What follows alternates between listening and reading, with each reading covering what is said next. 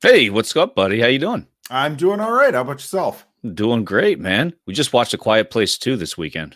Yes, we both watched A Quiet Place too. I like how we pretend that we weren't having a conversation before this started. Well, that's how you have to do it, I think.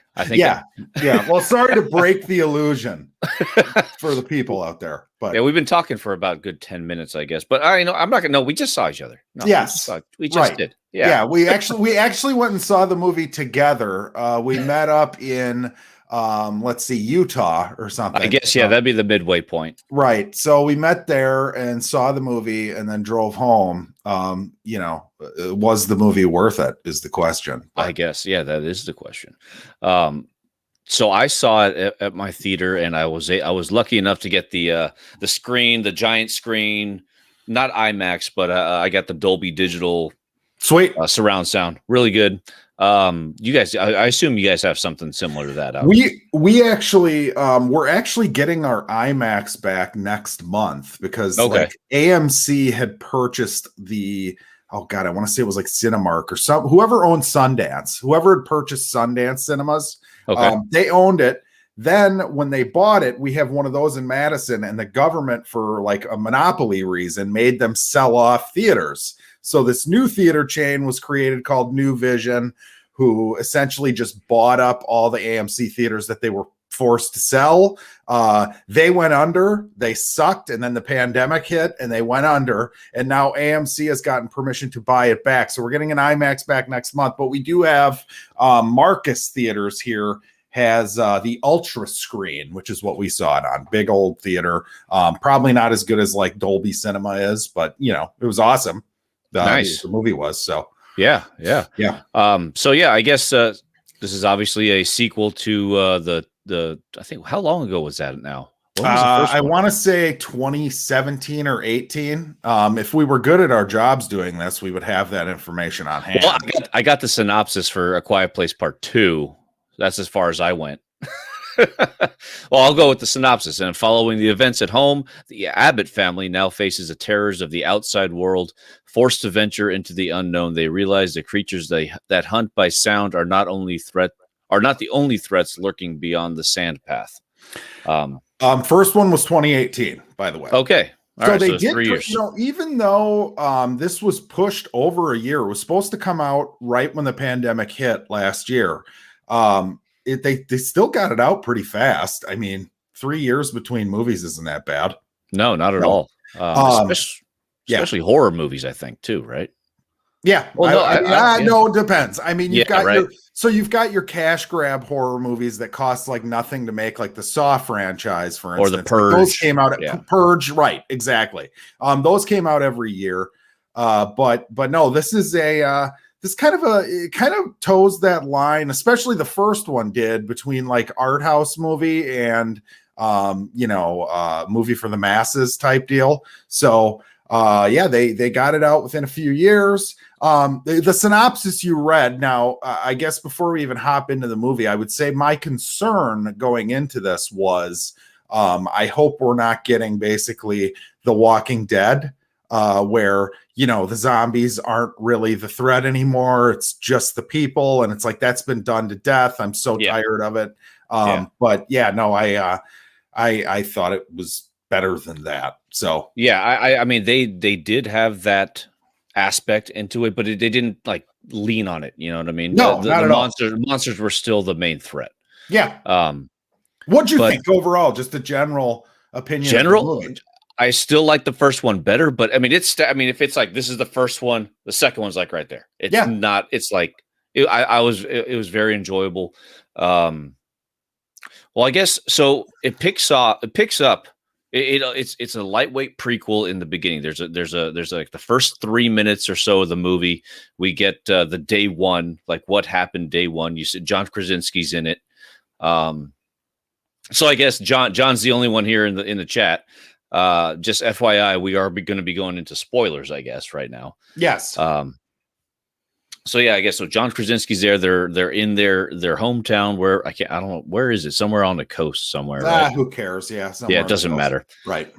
But it shows how it was just some like meteor or something that hit. It looked like Yeah, spaceship, something some invasion, some right? space, some kind of either. It actually starts with like people are seeing news reports out of China that like there was some sort of like something happened in China, whatever, and then clearly what's happening is they're landing all over the place, right? Right. So you do get confirmation like these were, because I mean, in the first one we didn't really get anything. It was just there's these monsters and that's the deal. So we do get a little bit in the fact that it's like, okay, there was like there was an invasion, very clear day that it started. And essentially monsters landed on Earth and started killing everything. So, right. And then it jumps forward, like there's a scene where Blunt's character is about to be saved by this cop who's shooting a shotgun at these monsters. Yep. And then it all of a sudden flips to the moment that she killed the first monster with a shotgun in the basement. And that's the beginning. Well, that's like the plot is it picks up right where the first one left off. Right. I do want to talk about the prequel part though, because I actually I like the way that they did that. There's a certain something that happens with basically it introduces a new character played by Cillian Murphy. I love him, by the way. Yeah, and he's kind of another dad in the town who was at the like softball game that they were at when all the shit went down. And it has a real nice setup with there's a scene where essentially he's trying to learn a little bit of he's trying to tell John Krasinski's daughter something or whatever, and somebody's teaching him a certain sign. Yeah, because she is deaf. Actually, there's two kids that are deaf, right? Or just one? I think it's just one. Just the one kid. So, but like he learns something in that scene, and then later on, there's a really neat part where he kind of like uses that. Now, did he actually need to know the technical sign for that? Without it, he probably could have gotten that message across later in the movie. But I like the beginning of the movie. One thing that was kind of interesting to me was John Krasinski picks up like almost immediately when this starts happening that like, okay, this is a sound thing. Like let's be quiet because these things clearly are hunting via sound. Whereas in the first movie, it was like the newspapers had it in there, like it's sound. And the other thing I was thinking was, I feel like in the situation in this one, with that opening scene, like nobody would have been delivering new papers to that town ever again from this day forward. So those were a couple things that stood out to me. The only thing though about the sound thing, I mean, I think you kind of figured that out because when you're hiding from something, whether it be a monster or a person, I think you just want to be quiet as possible. And then he realized that the teenager's cell phone goes off, and then that's what really attracted the monster to jump in, right? And then there was something else in that little prequel. Really fun scene, though. Like the whole opening was great, I thought. Oh, when the first person view when they're driving, when Emily Blunt's character is driving away, that got me. I love how they play on the point from the point of view of the daughter when she's deaf. You can't hear anything. Oh, it's great. I love it. Yeah, that makes it even more terrifying, especially when later on in the movie you see her just in the middle of a field by some train tracks, and you just can't. She loses her earpiece. Yep, and you see it. You know what's coming and see it before she does, which makes it fun to. And that's, I mean, one thing from a technical perspective. John Krasinski, seems to know how to do this shit. Like he directed this movie. There are parts in this that are very well put together. I mean, the premise itself lends itself to be extremely like tense because, everything they're doing, there's something there that can make a noise, right? So everything that they're doing, every scene, you're just kind of like just waiting. You know what I mean? And the other thing that the first scene did was right away it introduced like, okay, well, since this is a sequel, we already had the movie where we're going to kind of keep the monsters in the shadow for a while and not show them. So the first one starts off and it's like there are monsters on the screen all over the place. Yeah. In bright light, you can see them now. Clearly visually it's beautiful too. Oh God, dude, the monster design in this is so cool because it's like it's not that it's like completely unique and you've never seen anything like it.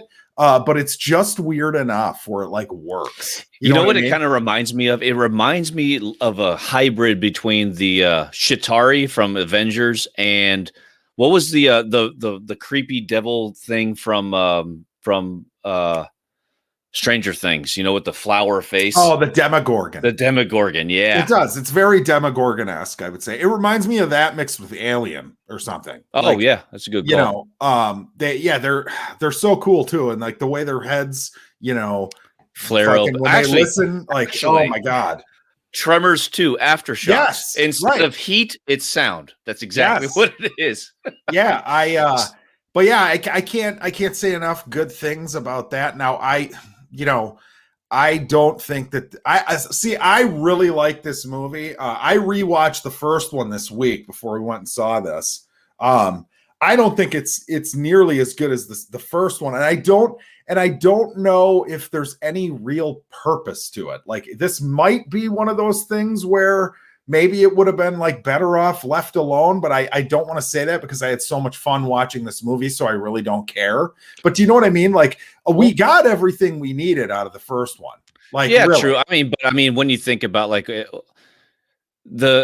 anytime you see a movie like this or like a Cloverfield, you want to see more of like the alien, or you want to see like a little bit of a backstory or more stories from what's going on in the world or whatever. I like the idea that there are other people that aren't affected by this, right? Sure. Because they're on the island. I don't like the fact that their weakness is water. It's kind of like War of the Worlds with Tom Cruise, where the you love it. Okay. Yeah.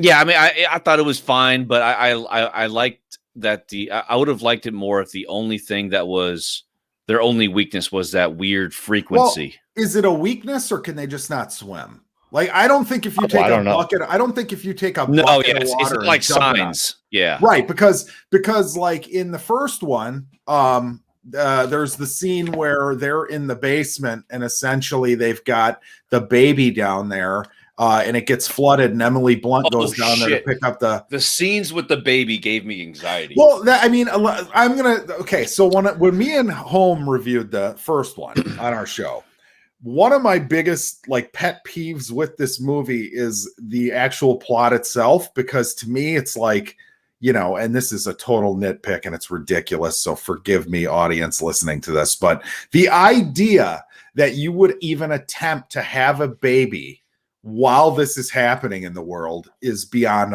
comprehension to me. I'm assuming it wasn't planned. Well, worse than like, there's still plenty of condoms left over in that little store, or you just move to like strictly blowjobs or something. Like, do not have a child. Drink a ton of alcohol or immediately finding out. Yeah. But yeah, so there's that, but that's fine. I'm willing to put that aside. But yes, the baby stuff was great. But yeah, I guess, not to derail us, like after the opening scene where it's like the prequel, the prelude or whatever, we go to the scene literally right where we left off, where Emily Blunt just blew the thing's head off in the basement, and they decide they need to leave. Now, I guess they're leaving because their house has been screwed up by those monsters and they flooded. That was a question that I didn't have answered. Like, why would you leave? Like, why didn't you just wait for the thing to, I guess, stop burning, maybe? Well, yeah, and it's like, now that you've figured out how to kill them, like, just stay put and fucking, when they come, deal with it when they come. But actually, wait a minute. Isn't it also like right when they're about to leave, the daughter goes up to the roof and she sees smoke from far away, right? Sure, but again, it's like, maybe Emily Blunt's character thinks like, hey, there's no way that I can do this by myself. I need to find people. I need to find help, because it's her and 3 kids. Yeah, you're probably maybe. Right. Is it worth the risk? Is it worth the risk though? I don't know. I mean, whatever. Again, it's like, whatever. You need a movie, you got to have them leave. Like, you're gonna do a new thing where they leave. Like, we're gonna expand the Quiet Place world from this one location, and we're gonna expand it. It's a sequel. You got to make it bigger. More stuff happens. More's at stake. Whatever. So they leave, and probably the most gut-wrenching scene of the movie happens, which is when they end up at this spot where somebody has set up all these traps. Booby traps, yeah. Booby traps. And I'm assuming they're more for the humans than they are for the aliens. Like, let's make sure we're just left alone at this location we've holed up in. And the kid steps in a bear trap, which that was a very visceral, horrible thing to see. And I think that was the best thing, the best cinematic scene in this movie, because he trips, he steps in the bear trap, he falls over, and before you can see his mind go from, okay, there's something wrong, oh my God, what's going on? And then the realization of what happened to his leg, and him starting to scream, and her mom just covering the mouth, but he's just screaming Bloody Mary, and then the baby starts crying. I was like, dude, well, my thing too is losing my shit. You're sitting there, like the mom, Emily Blunt's character is all, shh. It's like, no, you're not. There's no chance. No way. You would be screaming your ass off no matter what in that situation. So, it's great because you have that, and then you have the added tension of like, okay, he's screaming. These things are coming. Yeah. You know what I mean? Like, they're coming. So I like the fact that they got away is shocking. But they do get away.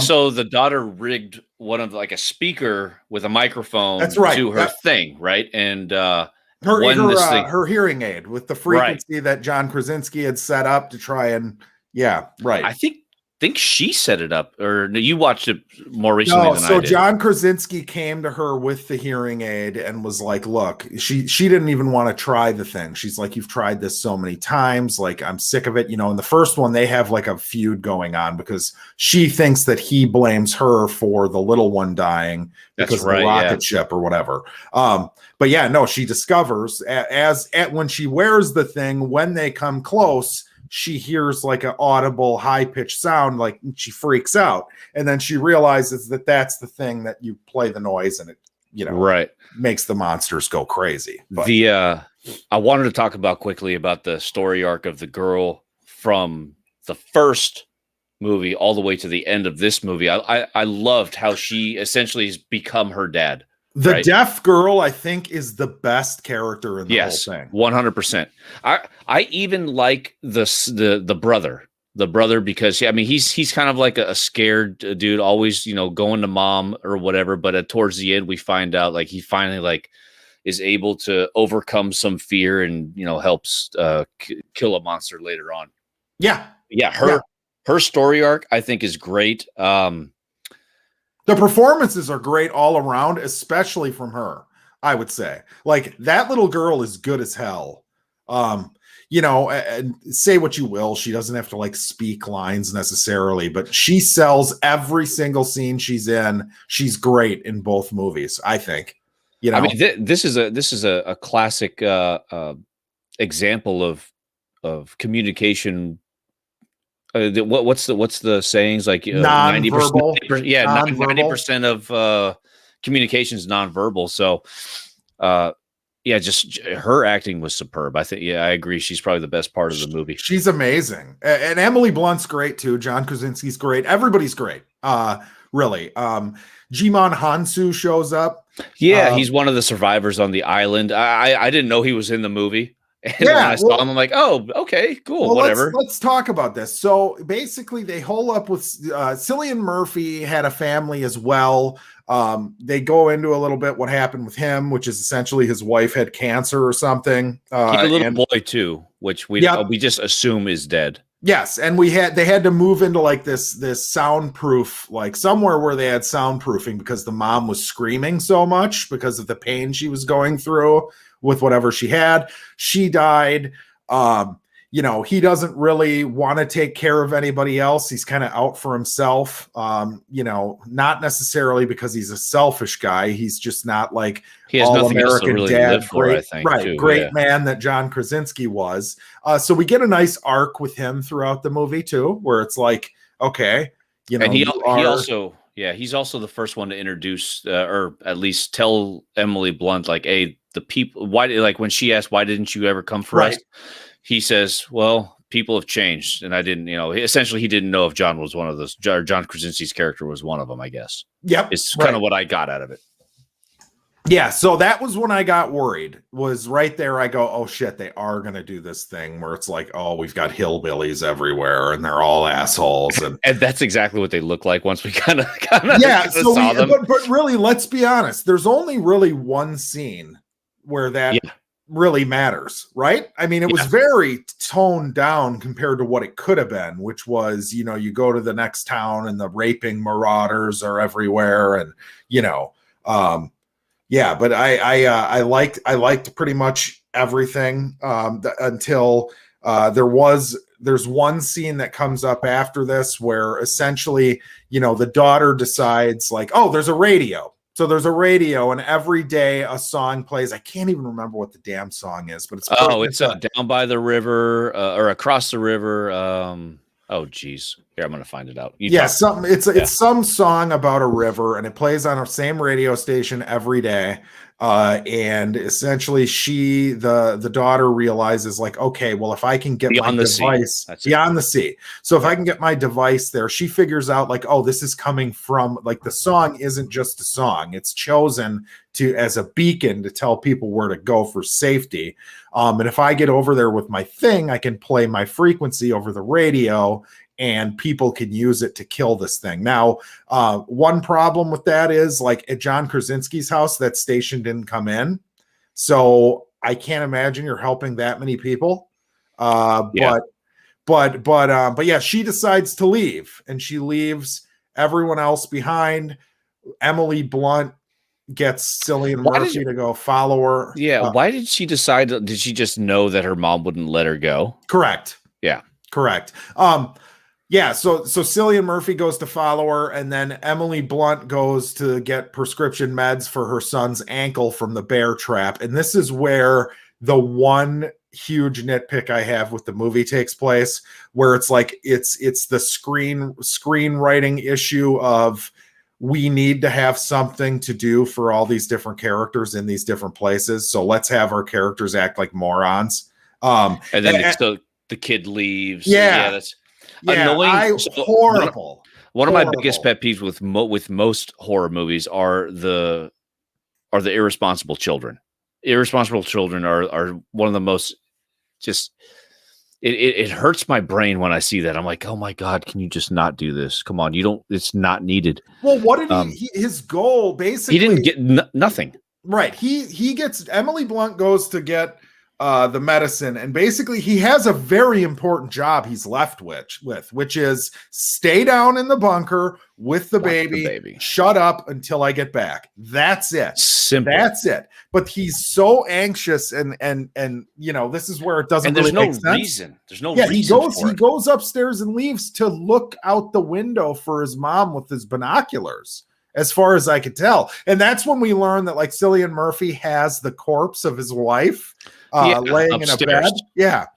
Which, okay, that was even unnecessary as well. Like, why? Who cares if she's up there? Right. What's he going to do? Make noise by digging a hole? Well, I don't think so. I assume he took her dead body up there. Like she didn't die up there, because I'm assuming she died. No, she would have been eaten if she was screaming as much as he claimed. But yeah, so during and what sucks about it is while that's happening, they're doing the thing where they're like bouncing from thing to thing, like the end of a Star Wars movie, where it's like these things are all happening at the same time. And like while that's happening, Cillian Murphy is and the daughter have found a boat to go over to this island where the radio station is. And that scene is great. While that's happening, that's great. And they keep bouncing back to the boy, who all of a sudden, what kind of noise does he make again? How does he get figured? Like, why do they? He gets scared. No, he gets scared when he sees the body. Yeah, and he knocks. Yeah. Yeah, I'm sorry, but that was just lame as hell. Like that. So, yeah, I guess the only point of that is that now there's a hole where the alien thing can go down into where they're hiding, and then they have to hide inside the thing that requires, like, if you lock it up, you'll lose air. Yeah, that's the only point of that scene. Yeah, well, and I mean, clearly, I would think you agree. The interesting thing happening in the movie is the daughter going with Cillian Murphy to this island. That and in the beginning they kind of clash. She thinks that he's kind of a scumbag, coward. Yeah, exactly. He's looking out for himself only.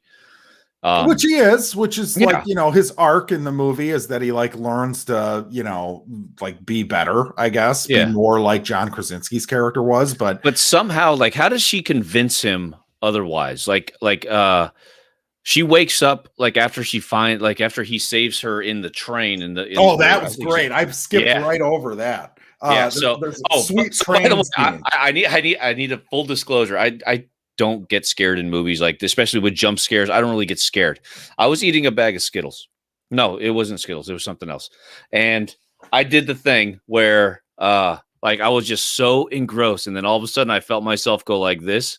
Like jolt, and all the Skittles or whatever it was just went all over me. That's when I knew that this movie was a good scary movie. Well, that's a good point too, because there weren't very many jump scares. No, but when you care about the characters and you don't want bad things to happen to them, you get very much like sucked in. And John Krasinski was very good in this he knows how to build your attention to what's going on the screen. And when something happens, you care and you get scared.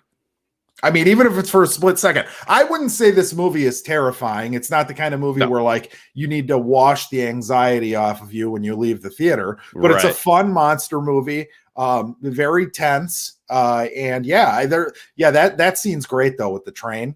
Essentially, unbeknownst to her, this is one of those examples like Michael was talking about where you can't hear, but you see behind her that the thing's coming. That stuff is just so terrifying to me. Yeah, it was really good. And Cillian Murphy shows up. They, basically he took her hearing aid while she fell asleep.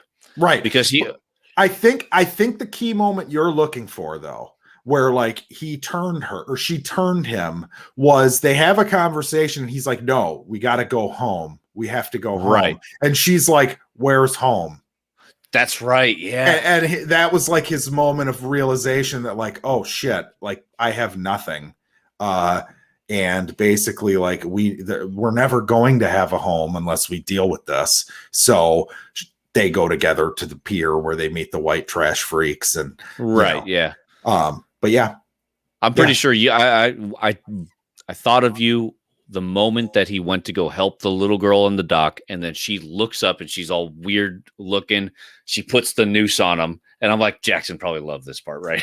It was great. It was good. That whole part was great. I really liked it. And that was the part of the movie I was most nervous about, was like the white trash, but it was so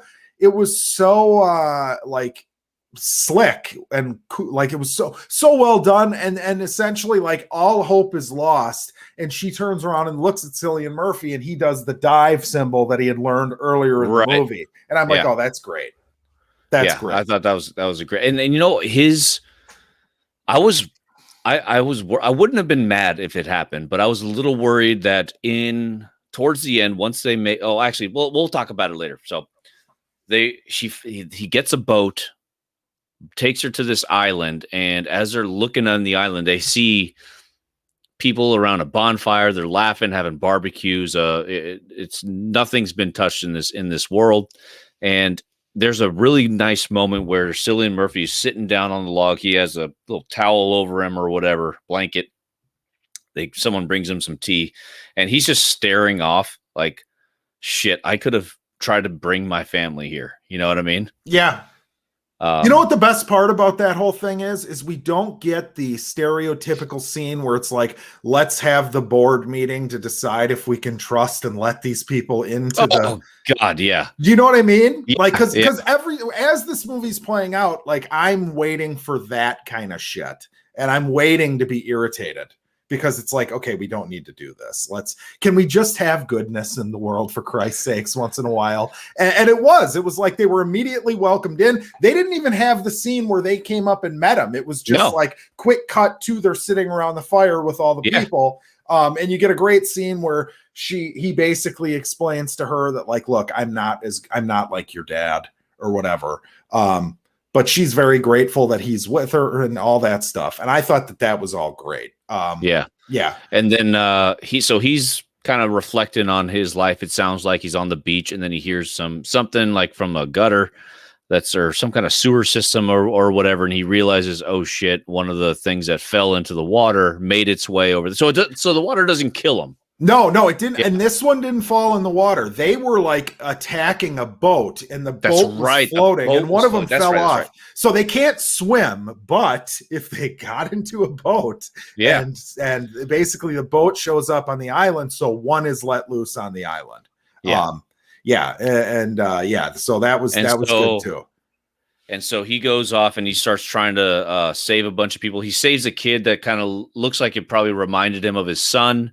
And then Digimon Hansu and him, they hide their children in the closet, and they're like, hey, we need to get God, what's her name? The daughter. We need to get the daughter to the radio tower to try the trick.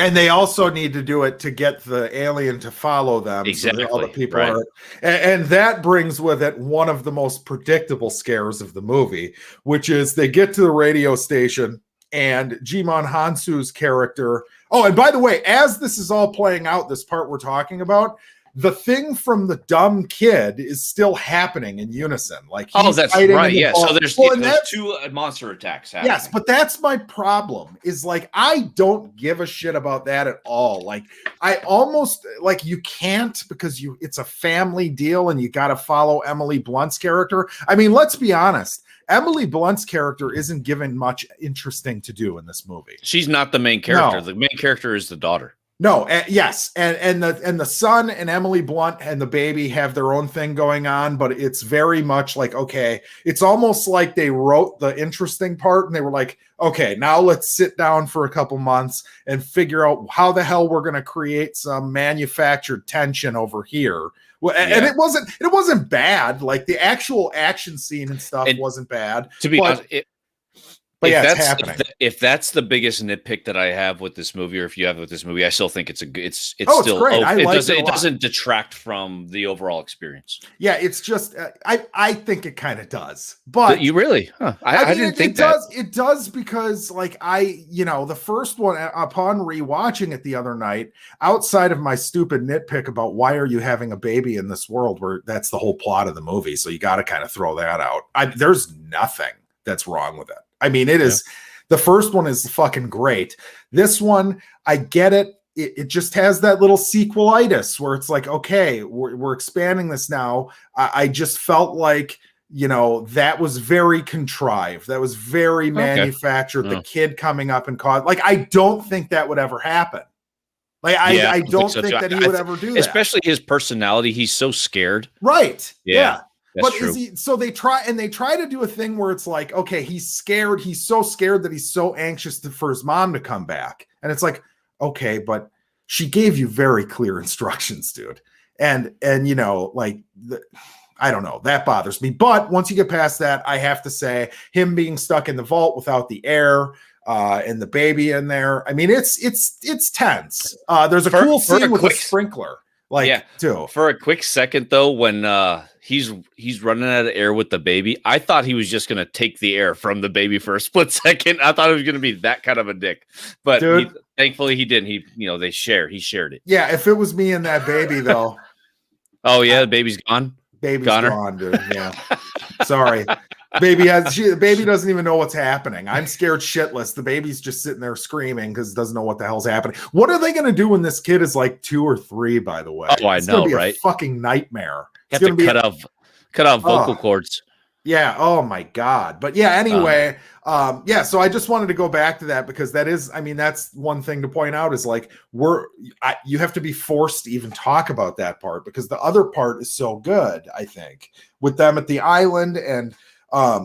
Jimon Hansu, like basically he's like, I don't hear the monster. Like that was the most. I think that was the most predictable part of the movie. Yeah, he backs up to like a garage door that's like open this far. You're like, oh, dude, you're getting grabbed for sure. Another thing they stole from Tremors, by the way, dude. Yes, Tremors, and I thought it reminded me of and Deep Blue Sea is not a better movie, but there's a scare in the movie Deep Blue Sea with Samuel L. Jackson where like he's telling this long story. Yeah, and all of a sudden the shark comes up and grabs him. It's great. great. It's perfectly done. But that's what it reminded me of. You think water's fast? You should see ice. It moves like it has a mind. And then he's just fucking dead. Yeah, that was great. I mean, I like that movie. It's not great. I might pick that movie next time. That would be a fun one to revisit for sure. But yeah, no. So we get a really awesome action scene, scare scene at the end, like classic monster movie stuff, right? With him and Cillian Murphy, or the monster and Cillian Murphy and the little girl. Oh my god! So this is the moment that I wanted to talk about with Cillian Murphy's character. I thought that he knows he can never live up to John Krasinski's character, right? As a person, and I was worried that he was. I mean, it wouldn't have. I wouldn't be mad at it if he ended up dying for her, but I like the fact that she saved him at the last second. It was a switch. Like the whole time, the audience is led to believe like, hey, he is going to sacrifice himself so that he can buy her more time. He did, though. He did. He did. Yeah, he did. But he just didn't die. Right. But I'm so glad he didn't die. Yeah. Because it would have been such like, it would have been like, oh, we're doing this again. Yeah. You know? But at the same time, I liked how she was the one that ended up saving him. I didn't think that as I was watching it. You know, right. I was like, oh shit. She goes badass. And like basically the whole scene is great. Like her and the brother goes badass at the same time. Almost like. Yep. And like the whole scene is great because like this is one of those moments where it's like, okay, you know, it's cat and mouse, right? It's like this thing is roving the hallways. It doesn't know where they are. They need to be quiet. There's a scene where like he helps her through a window and there's like a bunch of shit on the desk. And that's the best thing about these movies, I think, is that like those moments of tension where it's like, okay, because the monster's probably not going to kill the little girl, right? But like, that like, okay, they can't touch anything. Like you're waiting for something to drop. And it seems like it happens when it's least expected, where something actually makes a sound, right? So yeah, very well done. That had a major callback to Jurassic Park 1 when they're hiding in the kitchen from the Velociraptor. I agree.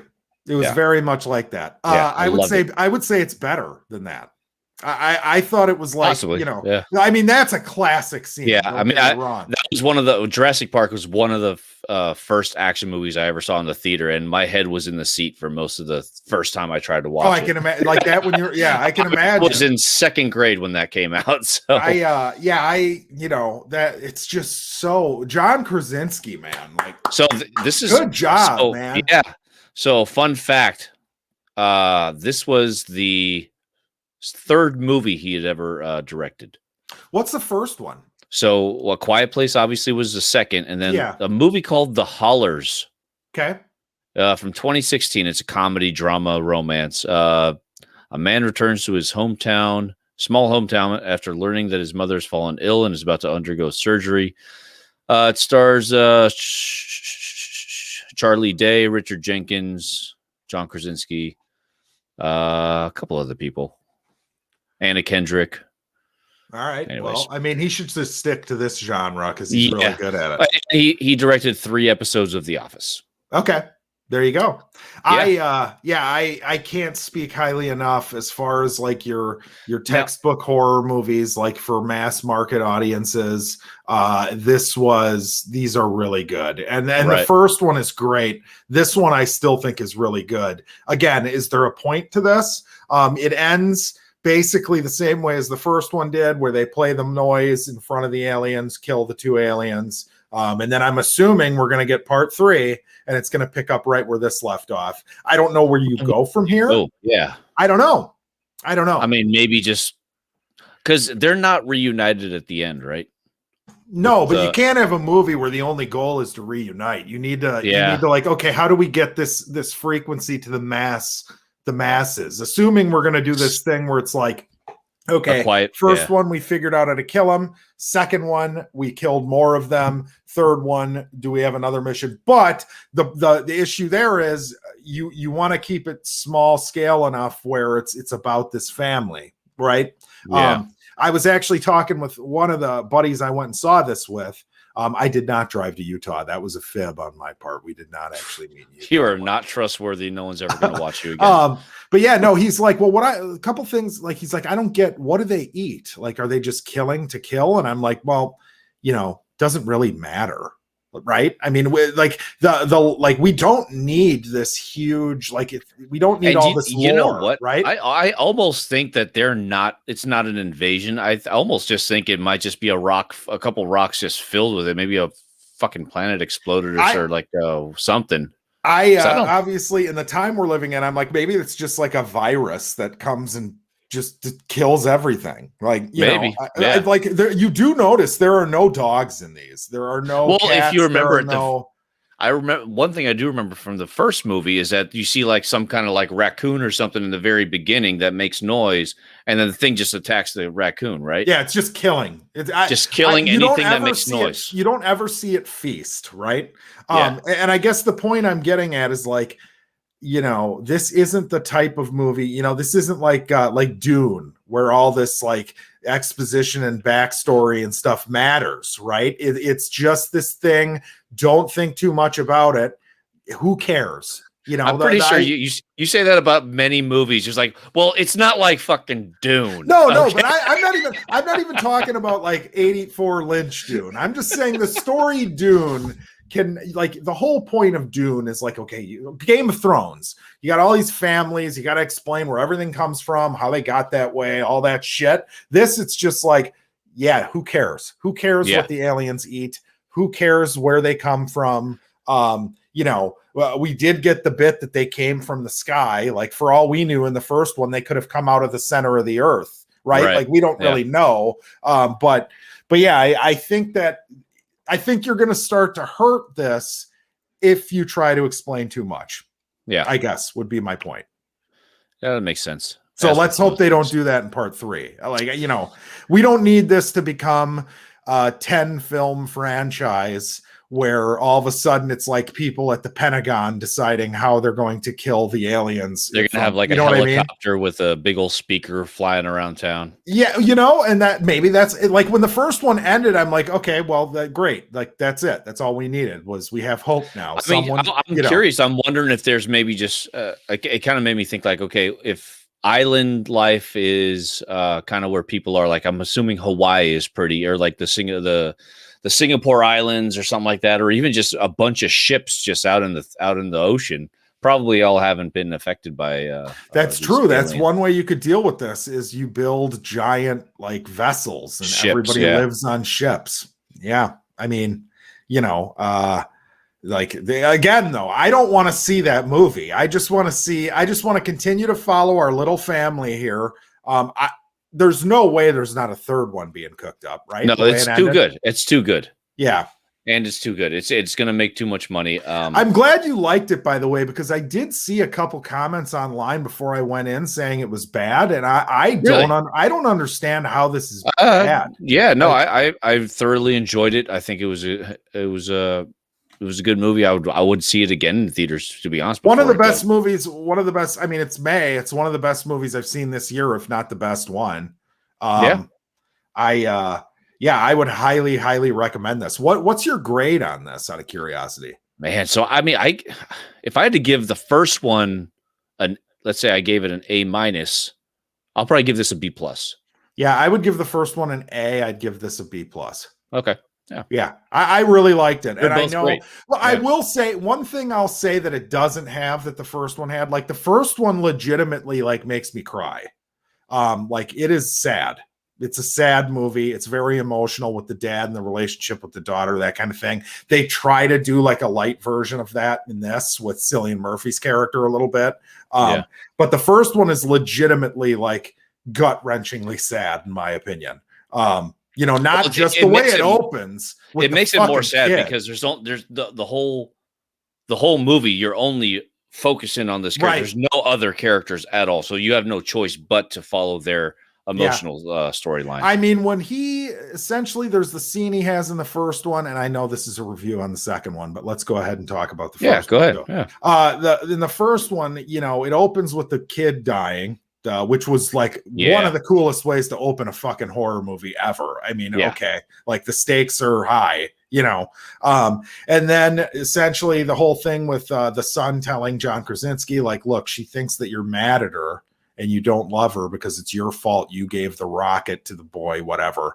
And then he kind of sacrifices himself and signs like, I've always loved you. And then essentially yells and the monster comes and kills him. Amazing. I mean, absolutely amazing.